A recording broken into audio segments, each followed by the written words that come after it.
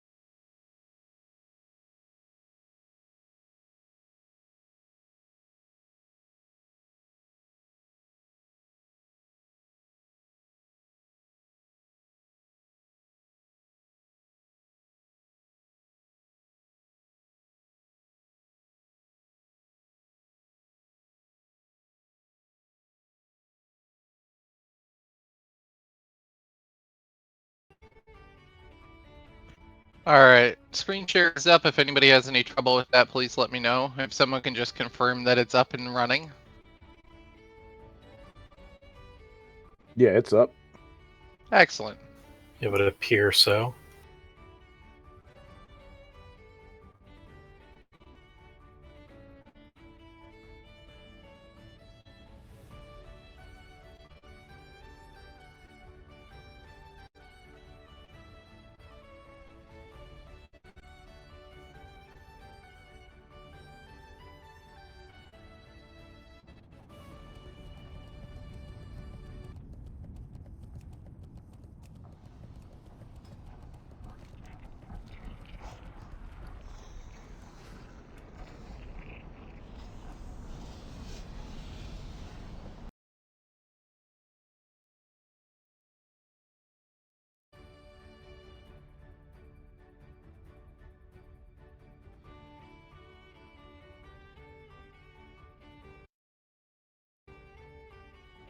All right. I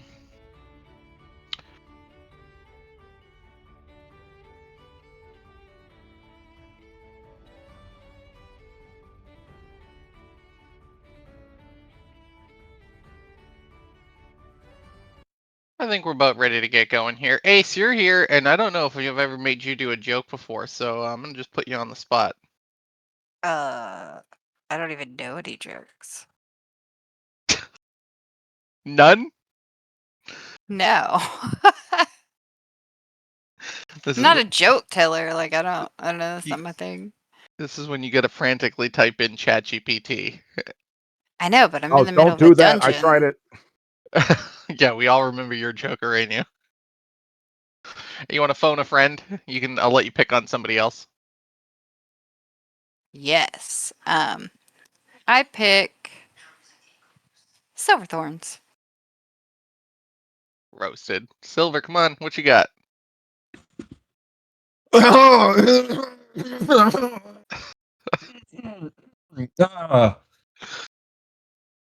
What kind of shoes do frogs wear? Open-toed sandals. Wow. Damn. Yikes. Okay. Not the worst. I mean, it Not was the better best. than I could do. That'll count as your joke, though, Ace. Thank you. Heck yeah. All right, so everybody should have had a minute to read through the agenda for tonight. Kept it actually kind of light for the month of September. We've all kind of been with our heads down in AQ for since our last meeting in August on the 20th, and so about a month later. It's been a lot of grinding out in this content, putting things on farm, and making advancements in the current content. So, player development at my direction has turned their gaze a little bit from events to do Nax prep to make sure that we're not getting caught flat-footed by any means with any of that. So they're gonna start going up. We'll get into a little bit of that too, but yeah, so it's a little bit of a lighter month for us. Not a sign of a wind down or anything like that. Just nice progression focused month for all of us. So we'll go through our standard where we'll do our general guild administration, kind of get some of our newer folks who are here getting to know the guild up to speed with how we do things, with where you need to go for information. Probably won't spend as much time as I otherwise might on that. Um, but one overarching message that I will give to everybody is if you need something, chances are it's in the server guide. If you need a resource to something, it's very likely going to be in the links, apps, and resources page. And if you need some information on a rule or a policy, it's very likely going to be either in the guild information and guild and rank information or in the raid rules section. There's also a monstrous FAQ page. So if you're really looking for a niche question about something, that would be another good stop. So just bear that all in mind as we're going through here. Like I said, we're going to go quick through that, get into some of the raid specific topics, which frankly, I've got, I think, four slides on raid specific topics, just a couple of reiterations of information and then a graphic that I want to share, give some people a glimpse into what we're going to look like come TBC and what the plan is right now. And then we'll leave time for the Q&A. So usually, we I think last meeting was a little lighter of a Q&A. So if people have questions, given that we're going to have kind of an abbreviated meeting tonight, obviously, feel free to save them for the end. Obviously, I'd take a look at the the chats here as we go, but it's easier for me to kind of do questions all at the end. So I might snag a comment out of chat here and there and elaborate on it as I have in the past. But generally, by and by, it's much easier if you can just save any questions for the very end. Another month has gone by. Absolutely no changes at the top, which is nice. I know preceptors. We had a little bounce around in February, March, April period of time, but it's really nice to have this group that's stuck with us since then. So several months now with all of our preceptors and I working together, it's allowed us to get some stuff happening with Minari and strategic planning, getting our raid coordinators who are now taking over the responsibility on the 20-man signups, to start looking at doing some of our team audits, which we've been looking to do for quite some time, but now we kind of finally have had the manpower and can work into that. Guild operations is chugging along, kind of expanding some of its outreach focus to capturing some of our new members in guild, making sure people have the right information, making sure that the transition from a baby guild member to a new adept member to a new raid member is as seamless as it can be, and then also that we're not losing people unnecessarily for a lack of knowledge about what we can provide. And then obviously, we talked a bit about player development with McMumbo. Player development's main focus has been working on the Nax guide, working on some other guild materials that are going to be released. These are all going to be in the links, apps, and resources. I'll put an announcement out. They'll be pinned there. But that's been primarily player development's focus right now. Is some of that. I will say within player development, shout out because I don't believe I put this into the presentation, but our class coaches have been working at my direction to create a class specific workshop. Minari had led a druid one, which is on the YouTube. Mumbo had put on a warlock one, which was also posted. Since then, I'd Sapdat has run one for rogues, and Dins just did his hunter workshop on Monday night. All of these workshops are being recorded. All of the recordings will be published on our YouTube page. Working to get those up, I promise. And as those are coming up, you'll be able to utilize those to get some information for our new raid members, to kind of get some information and help on getting their characters up to speed. These presentations have been pretty comprehensive. They've been from rotation to specs to consumables and everything in between, which is great to see. Um, and so that'll be available for people to get. Again, it'll be on the YouTube. We'll post a link into the class channels themselves so that folks can access that information.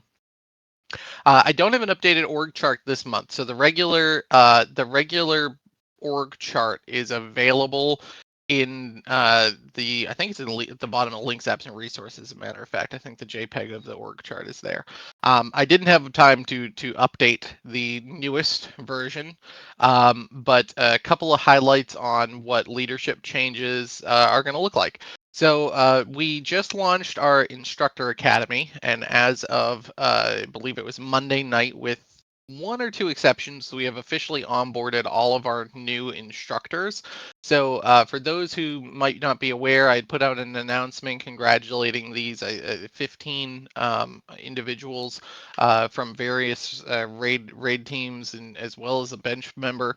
And the essential, basically, what this is going to look like is a development group to try and build on people's predisposition or abilities in certain areas for raid leadership, and to try and grow on that. So we identified people who we thought were really good cultural fits with the guild, people who we thought in one way or another matched the kind of community we were trying to grow, because we wanted to see that reflected in our raid teams. And as I had mentioned to them, some of them might have an area where we feel like they need to that they could or are capable of working on in the meantime. And so this kind of instructor academy is going to be designed to work on getting the next set of raid leadership up and ready to go, because when TBC comes, as you'll see later on this evening, we're going to need to be ready to meet the demand of an expanded team roster. Um, Having said that, these will oftentimes be the uh, the people who are going to be put in charge of the 20-man rosters on nights. So professors will still continue to run these, but part of the really nice thing about this is I can let my professors focus on some of their department work a little bit more regularly, and offset the requirement of doing these 20-man nightly runs that they had been doing. So we're really looking forward to getting in some extra pairs of hands who can help run those 20-mans where we're just doing a 2SR, and letting professors focus back on their department work. Loot council for our ARLs and raid leaders and everything else. So that'll be going on. Our guild ops has had two additions, and again, I will follow up after this announcement with a more formal canonized announcement in the channel and via text. But I don't want to skip over their ability to get some live and in person hype for this. But the guild has just selected two new administrative clerks for the for guild ops department. So these will be joining Samius and Beardong in the department. Beardong is going to be transitioning from his role as administrative clerk back to just being a typical, just a mentor and rank and file. But he has indicated that he's going to help us onboard. So we wanted to thank him for his effort that he's put in over the last several months that he's been an administrative clerk in the department. He'll be continuing on for a couple of weeks to get us up to speed with our two new members. But our department will feature obviously Samius, who's staying on, who's been on in that capacity now as well for a month and a half, 2 months or so. I'd imagine. And so we want to welcome and congratulate for their promotions to professors of guild operations as administrative clerks for the guild, both Artemora and Malpractice. So we want to congratulate the two of you on your promotions. We had a phenomenal group of applicants this go around. It was actually tough. We took a couple extra days with the decision to review materials because It was a flooded field, which is only to the guild's benefit. So I want to thank everybody who had applied, who took time to interview with us. Anybody who's ever looked at applying for a position knows that the application's not particularly short. I promise we read all of it though, and we take it seriously. We want people who are going to be able to deliver on the things that we need to keep this guild moving forward, and to servicing all of you in a manner that we feel meets the high bar that we've set so far. So, again, thank you to all of the candidates. Really excited to have Art and Malpractice joining guild operations. So congrats to you both. As I see everybody else has joined me in saying in chat. So thank you. One other application. So if you are one of those candidates, feel free to throw your hat in the ring here if this interests you. But we are going to be opening up applications sometime this week for the event coordinator position. For player development. So some of you may remember Cherry had been our raid coordinator, or excuse me, had been our event coordinator in player development, was working with Ace and Mumbo. Cherry had divested from the game and had offered to stay on to try and help the department continue on with that work, but we've since had some conversations, and he thinks it's time to kind of to give the mantle over to somebody else who's going to be actually involved in the community in the day to day, not just in the plannings for the event. So, we certainly want to congratulate. Thank rather than congratulate. We want to thank Jerry for his time and effort that he's put in on behalf of the guild to this point, and trying to put together some and having actually put together some really successful events. He's very involved in the level 19 dueling tournament, the level 60 dueling tournament. I believe he helped out with hide and seek, and so definitely has a good string of events that we've put together that he's helped with. But the event coordinator, I'm actually going to get Mumbo up here. I believe he's on the floor already. So Mumbo, if you want to jump in, kind of give a highlight of the kind of qualities and expectations that this event coordinator could be looking to take on. Obviously, they'll be working directly with you. So. Yes. So for this position, you're basically going to be helping us hand in hand, trying to figure out what's best to get everybody involved in specific events. So, for example, I know that the one before he was leaving or stepping out of the role, we have the Naked Gnome race that we kind of piece together, and that'll be version 2, and that comes 9/28. But going into the role, you guys, it's very simplistic. We're a great team to work with. I know Ace has been great in terms of getting material put together, and we're helping myself get this Nax guide put together. So not only will you be doing the event, but you'll help us do the Nax guides and everything else. So.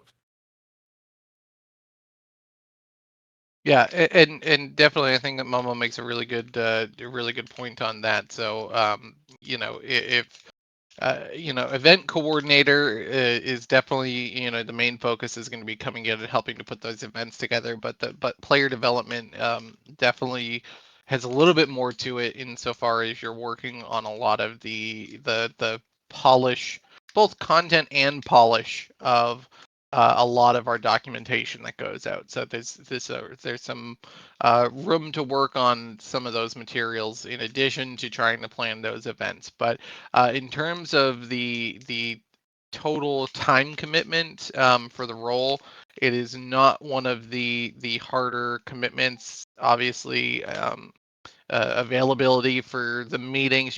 Do you have 2 meetings scheduled on your set calendar, Mumbo? What's the player dev meeting schedule? It is only Sundays at this time. Okay. Ooh, all screwed up here. Okay, so Sundays, and that's 8 Eastern. Yes. Okay. So yeah, so you'd have to be available, generally speaking, for Sunday nights 8 p.m. Eastern. I suspect with a small crew, if it needed to adjust to fit, that Ace and Mumbo might for the right candidate be willing to do that. So don't let that deter you. But essentially, you have that standing meeting. You'll either work on developing materials, or you'll work to plan and set the time for our next events.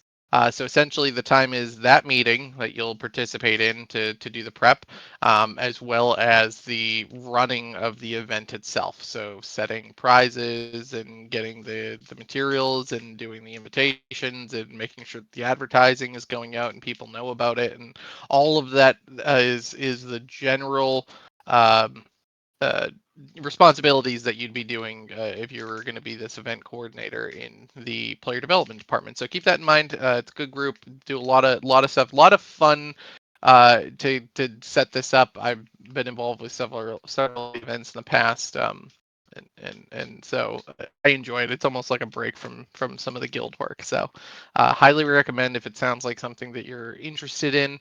Um, to just keep an eye out in the announcements channel. We'll post that advertisement. Just going to toss this up here. I'm not going to run through everything, but again, if you're a newer person, if you are not familiar with where you need to go to get help on particularized topics, this is going to tell you exactly where you go. So again, if you need help with anything, one of the preceptors, so that's Minari, Mumbo, and CashJet, it can help you. I can help you. So the four of us are on call for any particular issues. Our professors are there for any kind of HR, community standards issue, or department related question. And then you can see here below is what each department covers in terms of their quote unquote jurisdiction, I suppose.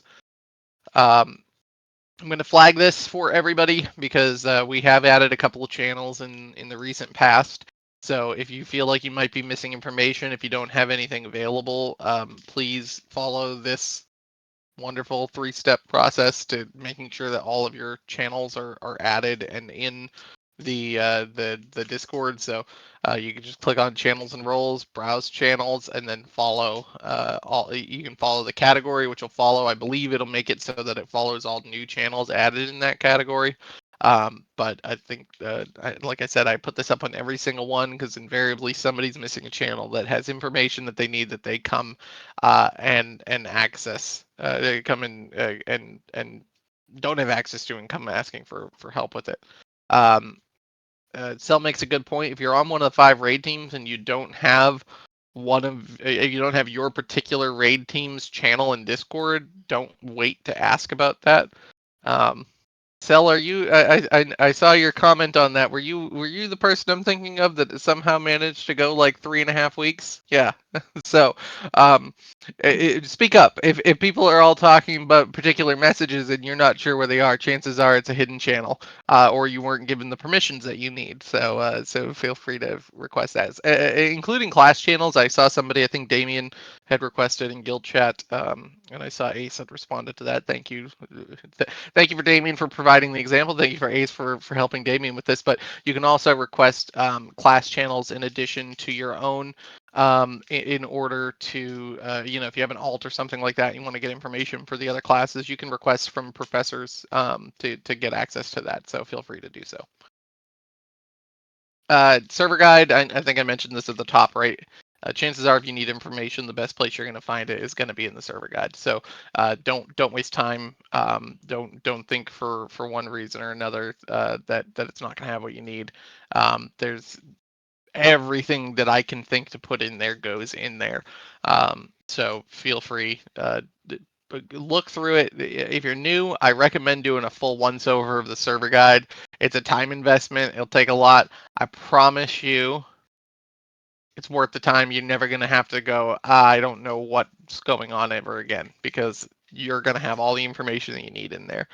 For those who have been here, who have already done the once over, or who have learned through trial and error or some other method that's perhaps less expeditious, but at the end perhaps just as effective, Same thing though. If you're all having questions on something, chances are it's addressed in that server guide. The only caveat that I'm going to mention to that I think some people it slips some people is the announcements channel has some adjustments. So I'm generally trying to stay on top of if I'm making a policy adjustment that I will edit it in the server guide. But there are instances where I perhaps forget about that, and so feel free to take a look in the announcements channel as well and just see if there's a policy announcement. I try and flag it at the very top in bolded so that you can see that as you're scrolling through. I won't spend any time on forms because forms are all there. Everybody kind of knows what we're looking for. Give you a second to read through them, and then we all get to go to the fun part of the presentation. So we have the biggest ass award. And so this is fun. Again, this is actually going to be our second time in a row where the recipient is not, in fact, a member of a raid team, but is in fact a bench raider. The Rin was put on a raid team in the interim. So during her tenure as the biggest ass, she was put onto a team. But so this person's been here for a particularly long time, has been a very vocal and active member of the community, is willing to help anybody with anything at almost any time of the day. And so we want to congratulate Artitosis, who's this month's biggest ass recipient.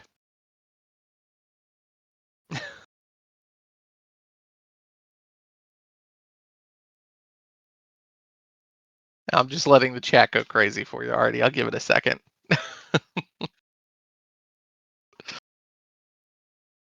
But I know I'm not going to do a pirate voice in here in true Artie fashion, but I will read some of the things that he said in response to our typical questions that we ask our candidates. So in the first instance here, we asked him, what does it mean to be a member of the Adept Scholars Society? He said, to be in guild means getting one of the best guild experiences in vanilla WoW I've ever received in 20 years as a WoW player. The sense of community that's been fostered here is a sight to behold and inspires me to help in any way I can. Do my part, as the memes would say. I think we got to post an example of the do my part meme now in chat if somebody could be so kind. We asked him what his favorite memory in the guild was. It was a recent one, and it was with one of the teams he was filling in with. So I know our RT5 members will be happy to be featured in here.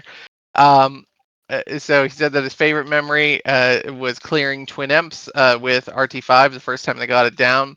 That they struggled with the group and had come together to get past it. It was a beautiful sight. And I love this tidbit. As it hit 4%, someone yelled to drop Ignite, to which he responded, "Fuck that dude, he's sub 5%, roll it and kill him." Which is fun. So, want to congratulate Artie again. Artie, I'll let you do one yar. I seldom let others up on here without the Q&A, but I'll give you one yar if you want a request to come up.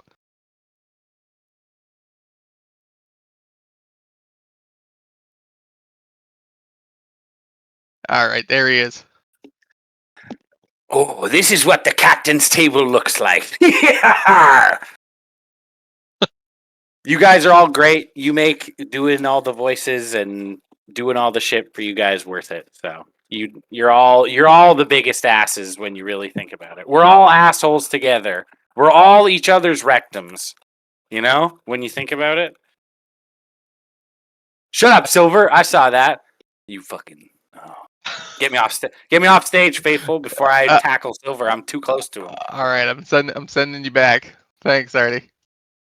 All right, we'll move along. I just wanted to recognize again Rin for Rin's contributions during her tenure and preceding that, and I know she'll stay active and participate going forward.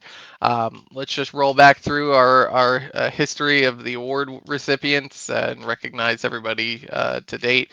We have Hercule, Samius, Pagani, Zetok, Hits, Munishin, Rin, and Artie. So I can't believe when I remember making this table and saying to myself, I mean, it's probably silly to make it go all the way to January of 2026, but I guess I'll just do it.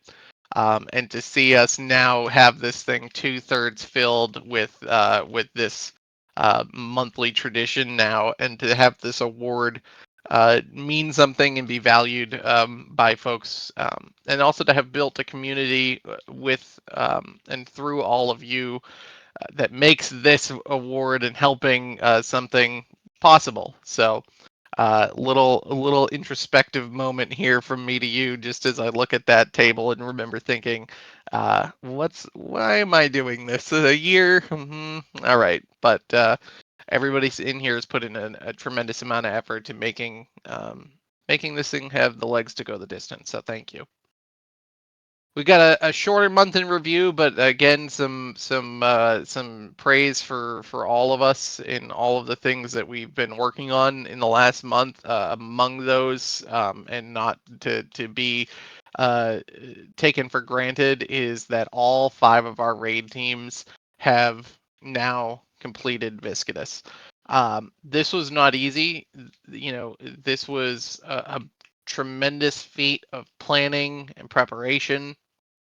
I want to give a shout out to Minari, who I know many of you dealt with to get your engineering kits. And you know, if you're in here and you switch to engineering using the guilds program, would you mind just putting a little emoji or something in chat here, just flag for us, for the people who made that transition. I want to just kind of recognize the folks who have made that transition for us. So I mean, you can see these people who are coming in, all of which who sacrificed a profession that they might have otherwise have. The guild made a small investment, but it required all of you to be willing to take that on. So I just want to recognize all of these that are pouring in, and recognize that Minari was obviously the person doing the brunt of the effort in putting together those materials to send out to each and one of those, every one of those. And obviously, it's not the full quantity of people who switched. There are some people who weren't available for the meeting tonight, but um, all of you have my thanks for making that swap. Your raid teams appreciate it. The guild appreciates it, and obviously, it was because of those efforts and the commitment from all of you that we have the capacity to succeed in this fight. Um, I really meant it. This is the let's just skip it boss for a lot of people. There are a lot of people in in this server who have played this iteration, who have done AQ in the past, and they just say it's not worth it. Let's move along. But I know for myself, and I'm really excited that this was the case for our community at large. I knew that wasn't going to be enough for all of you, and even still, as week 2 and now week 3 have come, where this boss is going to have to hit the floor, I know teams are working still and being diligent in their preparation and efforts to try and see that this boss is a regular staple in everyone's AQ diet, and that they are continuing to do efforts to prep for it so that it just gets easier and easier. So you have my thanks again for all of that. This was a really big feat. There are many members who are not with us any longer, who have moved on thinking that the grass was greener in one place or another, and in out of interest, or perhaps to stroke my vast superiority complex, to check in on people and see that many of them are not at 9 out of 9, but for us to have 5 teams that are superiority complex. It was just to clarify, as I see stroking your what come up in a question here. Superiority complex is the answer to that question. Um, but anyways, to see many of them not even be in 9 out of 9, but somewhere in the 7, 8 out of 9, where 5 of our raid teams have now full cleared. It's impressive because I know a lot of people who have moved on have had doubts about our rating program, and the level of requirements that we have, either in skill, performance, in the consumables and commitment. Um, but our happy experiment that says that you can have a progression focused guild, but not break the bank, not have to live on the game, seems to be working. So again, another big thanks to everybody. I'm not sure that that's me, Artie, by the way, as I look at that. Last on the month in review before we get to the raid specific topics, and then we're gonna wrap it up. I promise you, I'm going so fast. You guys can't even believe this is a monthly meeting, can you? So I just want to reiterate this. We've had some questions about the policy change, and I know a lot of people are very happy to help answer questions as they come up day to day. And I know many of you are also happy to help with guild invites. And so I want to make sure everybody's aware here that we have changed the level requirement as of this month for the adorable and aspiring scholar societies, that their level cap has increased uh, to 54. And then Adept Scholar Society's minimum level has gone from 50 to 55. So you now need to be level 55 in order to join Adept Scholar Society, at which point you can come in. We grandfathered everybody in who's above or 50 or above for the time being. If we run at a space capacity, we might have to ask people to transfer, whether it's their alt or mains, back down. We did also go through the effort to create a fourth guild, which is the Adept Scholar Society. So that's singular, whereas our guild is Scholars Society, if you haven't noticed that. And that is going to be essentially on hold for our TBC growth. So we anticipate when TBC launches, we'll have an influx of people returning. At that point, we're probably going to have a mains and alts guilds where all of our main raiders are going to have right now it's optional. If you want to put your alts over there, you can. It is available. You can just ask for an invite over to it. But in the meantime, what it'll be is kind of the prep, so we don't have to scramble to make to up our capacity.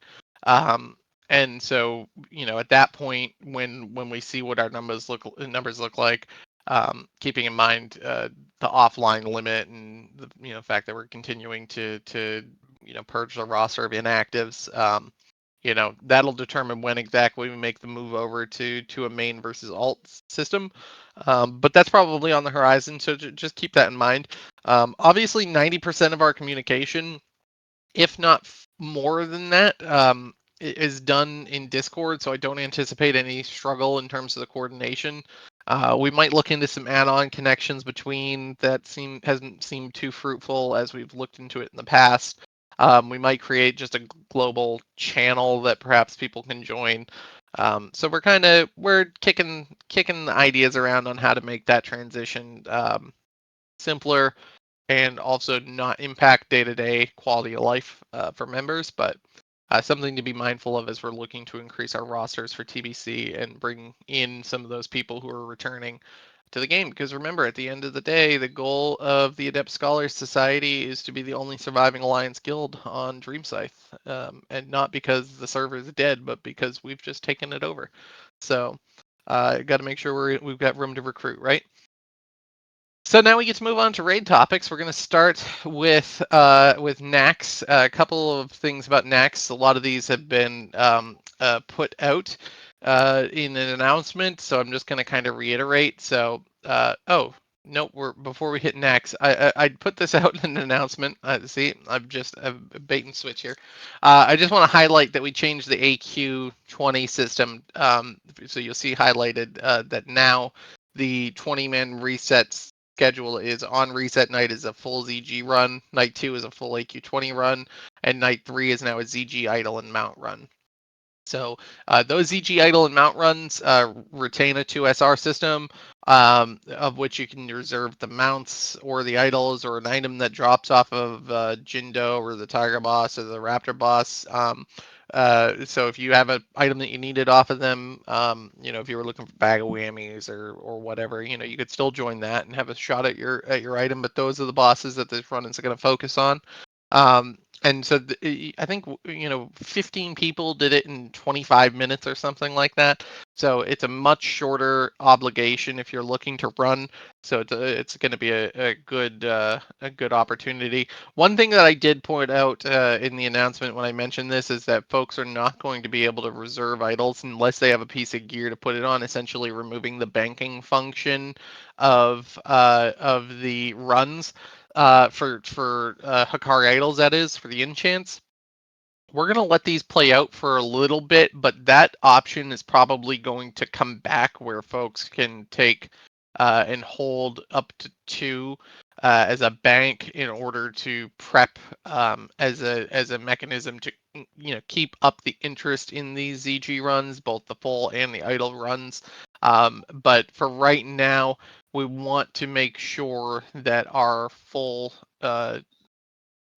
roster that's running and that needs enchants right now is not having a as wide of a pool of competition. So I understand that some people may not necessarily want to run these because they don't have a piece they can put it on right now, but may be interested if they're able to kind of save up in anticipation of getting a piece of 2-5 tier or even looking forward to tier 3. So just be mindful that that will be a possibility likely coming up. I'm not sure exactly when the trigger will get pulled on that one. But we're going to just let people get a couple more opportunities to get their enchants and then look to bring back the banking option. So now we're actually into next. So my announcement that went out a couple of weeks ago now, we kind of are anticipating something around like October 16th, which is not far away. It's going to come very, very quickly. So people need to make sure that they're ready. So I wanted to put this in here to highlight the attunements. So all raiders on raid teams 1 through 5 at this point must have Attune the add-on downloaded. We're going to use these during raid times to conduct attunement surveys and make sure that all of you are where you need to be in order to get into Nax. So, make sure you have that. That is one of the required add-ons for raiders right now, that you all have that attune add-on downloaded and ready to go. The attunement must be completed no later than Thursday, October 2nd. So you are going to be obligated to complete your attunement by October 2nd. And your raid following that, so your next raid after that, the survey will be done. And players who are not meeting their attunement schedule at that point may face some consequences up to and including being sent off to farm Skolo during raid times in lieu of running with their raid team. Because what we cannot have, it's 2 weeks from now, but what we cannot afford to have is members of our primary raid teams showing up the day Nax is released and going, "Hey guys, why can't I get in the door?" And that's going to be a major problem because our bench is deep, but the problem is I don't anticipate we will have enough capacity on the bench to fill every raid team in that first week or two if members are generally not paying attention to their attunements. So when I say that you have until then to get it complete, this is what we're talking about. So the attunement recommendation is instead of grinding to getting exalted, we're recommending that players push to revered and then prep on materials. So keep this in mind that if you hit revered, this is the material list that you're going to need. You're going to need to get 2 arcane crystals. You're going to have 1 nexus crystal, and it's going to cost you an additional 30 gold. Altogether, if you were to go out and get it today, you're going to need about 200 gold total to purchase this. The earlier you do it, the more you're going to save, very likely. Okay, but to be ready to go and in compliance with the October 2nd deadline, you need to have your reputation at revered and have these materials available, or to be exalted. If you're exalted, great, and you're ready to go, that's fine if you want to go the extra step. But if you're looking to just be minimally compliant, the requirements for that are revered, and then that 200 gold worth of materials. So don't think that we're kidding when we say you should hit revered, though. I think it's being mentioned that like the price is just, it's silly. And we're also going to talk to in just a second. I want to mention tier 3 gear and kind of how those tokens are going to work. And so to that end, this is going to be a slightly more expensive phase for raiders than I think they're used to. So I want people to have a heads up and start to be able to prepare for that, right? Because there are going to be some more spending on the horizon even when we get into raid. So this here is the tier 3 trade goods requirement by class. So if you're a class that's targeting your tier 3 gear, and many are, these are all of the items you will need to purchase every one of your tier items.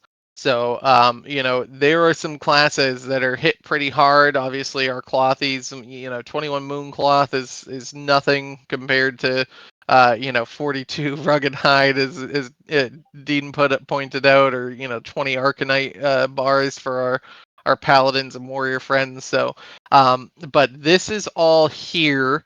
Um, so that you can prepare. This is a pinned post in Adept chat. If you're ever looking for it again, go to Adept chat and then check the pinned post. But this is here for your reference, so you have it available. It's also preserved in the meeting, which is being recorded and will be posted as it is monthly. So just be mindful of that.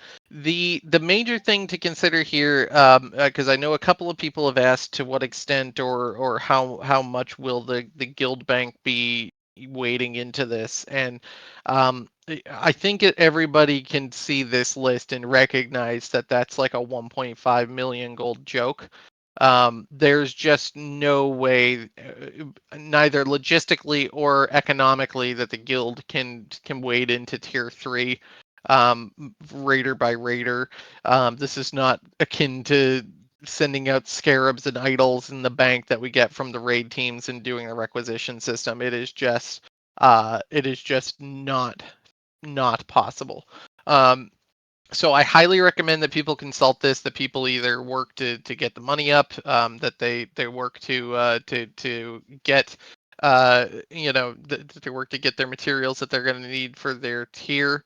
But essentially, what we're going to do, obviously, Nexus crystals we're usually in a surplus of. I'm not going to promise to keep those open for tier only insofar as I'm also working on enchants for people. So, as long as we have a supply of those, I'm willing to. But I know that cost itself, as you're seeing, between 4 and 8 needed, it's not going to be a significant savings. So, just keep that in mind. Um, Vane asks, are people eligible for gear without mats? And that is a very good question. And obviously, I know that people were contemplating whether or not whether folks were going to be um, in higher priority or whatnot. The problem so I shouldn't say the problem. The reality of the situation is that Loot Council is going to utilize its 4 factors in distributing loot, and the 4 factors are: where does the gear do the most good? Does the person give you a cause for concern? Where is it? Who's the biggest upgrade? And then participation in guild outside of raid. So the question for those tokens is not whether or not there's no 5th factor. In other words, I'm gonna put it that way. There's no fifth factor. Have you already purchased all of your materials for this particular piece? Some people don't have it made in shade, and I recognize that the item itself will be the onus that they need to make those investments. Here's the thing, though. I will say that loot councils, and we've already talked about this with several, and we have a strategic planning meeting to kind of set up our loot continuum for tier 3 items and when phase 6. But the bottom line with tier 3 gear here is that loot councils are going to be monitoring to make sure that the tokens are getting cashed in, right? So we don't want to see them just rotting. Um, and so yeah, Dins makes a good point. I want to mention, which is people aren't necessarily using their full sets too. So people also need to kind of to look into what they actually want to field in terms of tier 3, because this, I believe that this is like, if you want all 8 of your items, this is what your piece is. So people need to do a little bit of should do a little bit of work here, um, in planning and preparation and researching what their actual needs are. But yeah, so to bring it full circle, there is no hard and fast rule that you have to link and show Loot Council that you have the material for the token. It would be unreasonable on Loot Councils to have to cross check that information every time they want to put out a token. We would ask our raiders to use best judgment in terms of their ability to see themselves actually get the materials. So don't roll need in Loot Council on an idle, or excuse me, on a token that you can't afford to cash in or don't have intention of doing so. And then after things get distributed, obviously it goes back and it's on Loot Council, who are doing audits of people's gear. I don't think people necessarily realize that, but are constantly auditing what people are wearing and whether tokens are being turned in, or in the instance of T2.5, does this one get the shoulder or the boots or the leg? What are you turning it in for when you have opportunities? Which of the weapons do you get if you get armaments, stuff like that. Um, Kikyo mentions the notes for Phase 6 wish list. I think that that's definitely a really good opportunity. Is that if you're going to do your Phase 6 wish list and you've already kind of gotten all this material, or you have the money for it, to put that in and indicate that to your Loot Council. Um, yeah, Damien, when we get closer to Nax, we're going to go over the frost resist gear. I know that that's been a hot topic. We're still working on trying to figure out what our policy is going to be across the board on all that, and then to what extent we're going to be able to support people for that. So more on that to come. That's not this meeting, but certainly before we get to Nax, and give people a reasonable time to prepare, we will have that information for everybody. So I'm going to head into the TBC portion of this. The TBC portion is short. I have one graphic I'm going to share with people, but I know everybody's been very excited about the idea of what does rating look like when it's 25s and 10s instead of 40s, and how are we going to make all the teams work, and how am I going to get my Karazhan loot, and all of these questions that are perfectly natural, but that we already have covered.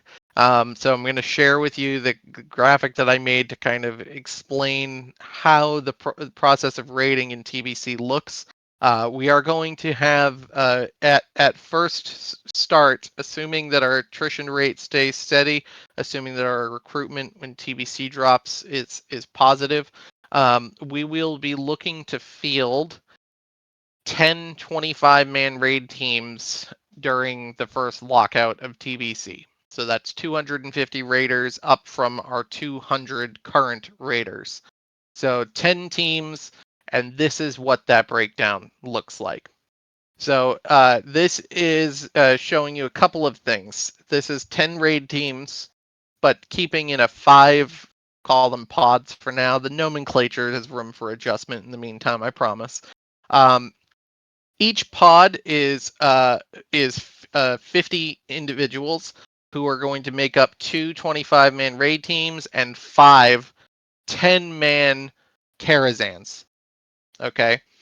So the way that the leadership structure is going to function here is that within each individual raiding pod there will be a lead raid leader. Minari suggested Lord raid leader, a little bit of aristocracy into the guild. I don't know. Like I said, nomenclature has room to move here. But essentially have one person who's the administrative and oversight head of the 50-person unit, similar to how our raid leaders are in charge of the 40 here. Underneath them will be the raid pods, the raid leadership units, which will be very similar to you because they're what we have now. Within those 25 men, it'll be the raid leader for the 25 men as well as the 2 assistant raid leaders. and it is those individuals who will make up the loot councils for it. So the lead raid leader will be participating in the loot councils. They will be filling in the event of absences of one of those 3 members. But they will, by and large, be the kind of the oversight, trying to keep everybody on the same capacity, and then your raid leaders will be kind of the field generals when you're in the raid. And assistant raid leaders will again continue to keep on in their either their loot capacity, setting up and preparing documents and priority lists for loot ahead of meetings, and then the attendance or assistant raid leader taking callouts and setting up bench players and all the rest. So this is what it looks like when we move in. This equates to 250 raiders completing their Karazhan and Gruul and Mag lockout every week moving forward. One thing I'm going to mention, obviously, probably goes without saying, but in case it doesn't, each pod will have the same rating schedule. So it'll be we will, obviously have to create these rosters, pick those days, and go from there. But for right now, each of those pods will cover the same exact, will cover the same schedule. So if you're on, for instance, in this case, this is totally arbitrary and hypothetical, but raid team 1 and 2 could have a Tuesday, Wednesday schedule because they're in pod A. They will have the same schedule. Pod B could be Saturday, Sunday. So RT3 and RT4 could be Saturday, Sunday, and then we could have a Tuesday, Thursday in pod C. But again, that'd be 5 and 6 would have the same schedule. So just keep that in mind. That's going to how the scheduling will work out. We're going to obviously try and spread as much as we can over 7 days, because the more raiders we have on a given night, the tougher it is to have bench fills and a lot of cross competition and all the rest. But small price to pay for a really exciting prospect of having that many raiders. One thing I want to mention about this is, I know I posted a message that scared Silverthorns a couple weeks ago, right, Silver? Yeah, I'm still crashing out about it. Yeah. And I mentioned that people should be considering what characters they want to take on through to TBC if you're looking to stay with the guild. So the reality of the situation is that with this current makeup here, with 250 raiders with 10 raid teams, we're gonna need 50 shamans. Right now with five 40-mans, we run 50 warriors. In this current setup, we're gonna need about 20 warriors. We currently run about 50, between 45 and 50 rogues. We're probably going to need 10, 15 rogues. There are classes that will not be as needed because of the shift in the raids, and to keep all of these teams viable, we will do the same as we did here at the start, which is to establish a roster, a standard roster that the guild utilizes, um, and to place people. And so we will obviously have to go through some of this process. Now, if you're wanting to play that class into the next expansion, I'm not suggesting that you have no path to doing so, because I think that is. I don't want people to get the impression that, oh, I play a warrior right now and I just joined the guild, and so I know I'm going to have to be the person that switches, or I'm not going to get onto a team. That's not how we're going to do this. If you are one of those people, I might be able to put you on a team because of scheduling with other people, or other warriors may want to switch you. We might end up with a shortage, or I can't say exactly what it's going to look like, but the promise that I will make to each and every one of you is the same promise that I make to you all now when it comes to raid teams. If you want to raid in this guild, the question is not if you will raid, it is when you will raid.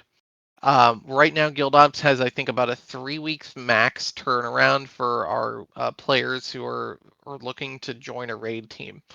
We are often slotting people in very quickly. And the same thing will happen, I have no doubt, in TBC when Guild Ops is trying to fill slots. So if you're not initially on the immediate roster for one of these because of a class conflict or something like that, um, don't give up. Don't think that we're just going to leave you out to sit, or that you're going to be doomed to bench for the rest of your days. It's very likely going to be a situation where you're just simply going to need to give us a couple of weeks, and something will fall together where we're going to be able to put you in. Um, the other thing that we're going to the other thing that we're going to do in that it relates to all of this is, we're going to be having a survey that will go out probably just after Nax is released. That will be a mandatory assignment, I'll say, for all 200 of our raiders. The top line question is, are you going to continue to TBC? If you're going to continue to TBC, will you continue to raid? List all your availability for the weeks, because keep in mind it may not be the exact same setup. So you might be uh, you might change one of your days. You might keep the exact same schedule. We're gonna have to try and maximize the coverage that we can do for as many people, but we'll ask for your availability for the week. What class you want to play. If you can't play that class, if you're willing to play another class. We want to know what spec you're going to run within that. Obviously, if it's a hybrid, or what build you want. If you're a hunter, do you want to run survival? Or do you want to run BM? If you're a shaman, which of the three are you going to go for? Obviously, some things to keep in mind in terms of higher need classes. Shamans are top of the line. Like I said, we're gonna need 50 right off the bat. Hunters, warlocks, mages obviously stay within the upper middle pack, for TBC as well. So opportunity there for our mages. Druids are now going to be a lot more viable across specs. So be typically looking for a boomkin, resto, and a feral, depending on what the tanking core looks like on any individual group at any time. Paladins, the one of each is kind of the technique here. So a lot of people who I know wanted to run Prot or Ret, who were asked to make the change to Holy to facilitate the guild's roster needs, did so. Now's your time to shine. But we're going to have in that survey is going to be your time to let us know what you want in your ideal world. But keep in mind, I can't deliver everyone's ideal world across the board. So there's going to be follow-ups that say, okay, if we can't do that, let's be realistic here. Is there an alternative that can make this work? So what's your other class that you'd be willing to play? What's your other spec that you'd be willing to play? And that way we can see about it. It's not talking yourself out. You're not. This is not an instance where if you said, "Oh, I want to play warrior, but if I can't play warrior, I'm gonna play shaman." I'm not gonna just immediately write off your warrior and go, "I got another shaman, put him in." So don't take it as that. We're also going to look for who you want on your raid team. So this is going to be limited. I'm not going to be asking you, okay, list me your entire raid team that you're on right now and tell me you want to raid with them. I'm going to say, name me one, maybe two people who you can't raid without. I'm thinking of our parent-child combos. I'm thinking of our husband-wife combos. And some of those close knit relationships, or it's my bestest friend and I want to raid with them because this is how we spend our time together. So this is what we're talking about when we're saying, tell us who you're looking to continue to raid with or to start raiding with. Give me that name. I'm not looking for, yeah, I got my 15 friends that I brought over and I really want to raid with all of them, because I promise you it's just not going to work. So on a 25-person roster, I wouldn't even put 15 friends together if I had the power to do it, because we're not going to do cliques in the guild, and these tight knit communities in TBC, as those of you who have played through it know, it's high risk of turning into that, and we're going to make sure that it doesn't, and that some of the safeguards in this system are going to do that. But We'll have more on that. Obviously, that survey will come out. Like I said, it'll be mandatory for anybody. It's on a raid team. I'll ask anybody who's in the guild who's looking to raid to fill one out, but we'll have more on TBC. I saw a question on ATS come out. There's going to be a text announcement. I'm not going to go into that right now. I'm gonna put everything down on a text announcement to go over that. So I'm going to have to make you wait a little bit longer. We're not gonna go over that right now. But that's everything that I had here. I did it just about in time. So everyone should be very proud of me since I usually go right up to 9 p.m. on all of these. Does anybody have any questions? So if at this point, if you would like, you can either request to speak. I can bring you up. You can ask questions up here. If you'd like to put in a text question into the chat, I can respond there.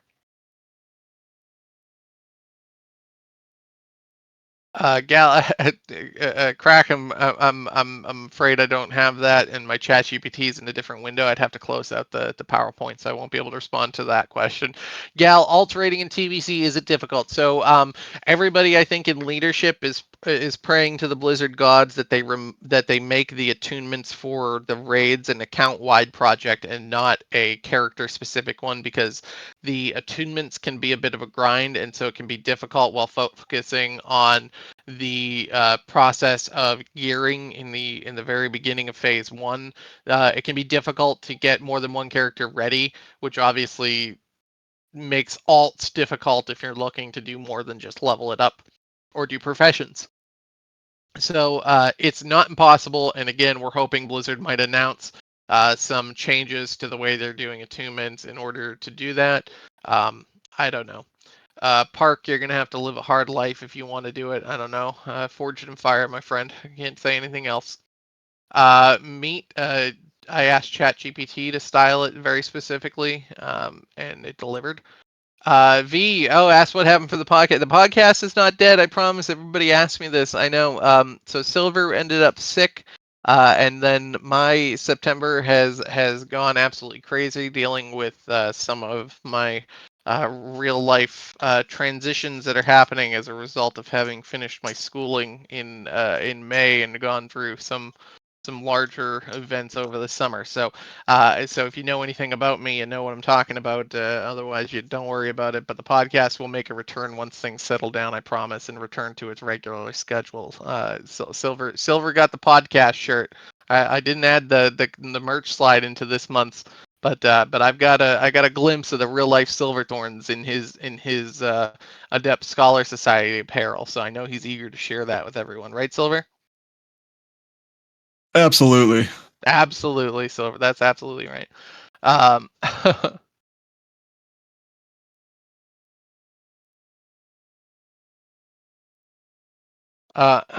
excuse me. All right.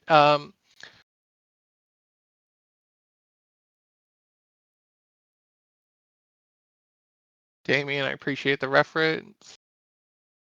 Kikyo asks, so in terms of the timing, will that come out before or after ATS? I think that the poll is going to be after ATS selection. So we'll already know. And part of the approval to do that will be that those people are not changing. So that is correct. Yes, those who are chosen for it are locked in on those characters moving forward.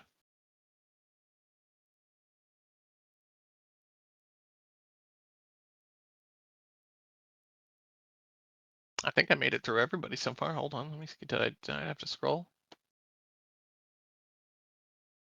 Feel free to, if you don't type fast, if you want to request to speak, you're more than welcome to come up. If you have any more questions, feel free to type them in. I'll give it one more minute. Lovely's got a question.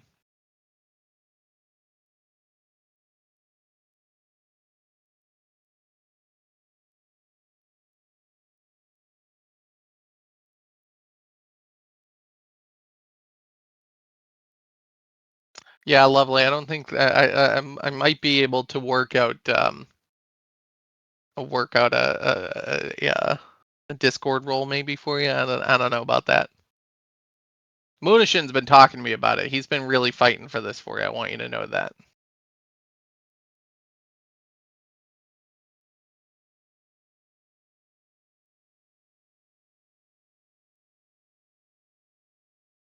All right, I'm gonna give it one. I'm gonna give it one more minute here, just to see if anything else rolls in while we're bantering here.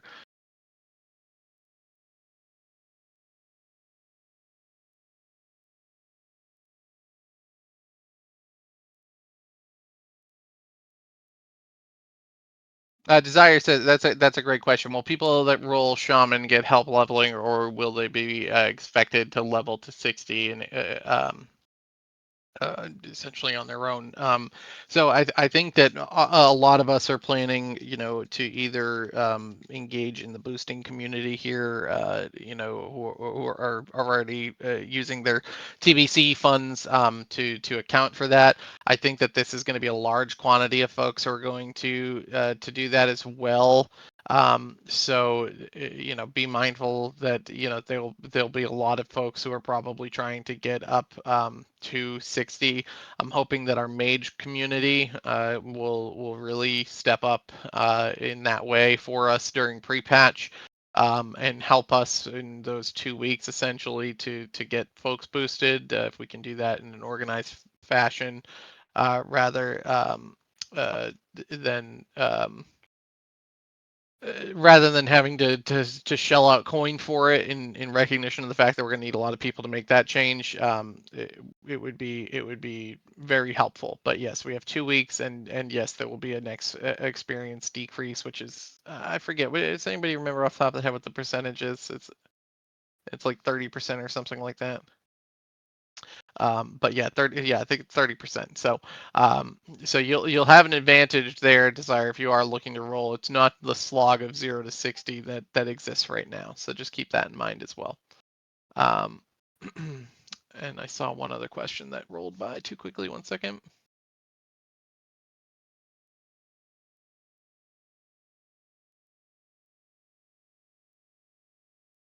So the custom fields are generally filled out by members working on projects. So you might see custom notes in there that indicate like GOWs, like a Guild Ops Whisper, where we've provided onboarding information to that player. One of the items that we do put in there are players' raid teams, but I'd ask probably it's best to just let to let ad clerks focus on adjusting notes where we need them. But one of the things we often will do is to go and audit all of the 200 members and make sure that they have their raid teams assigned.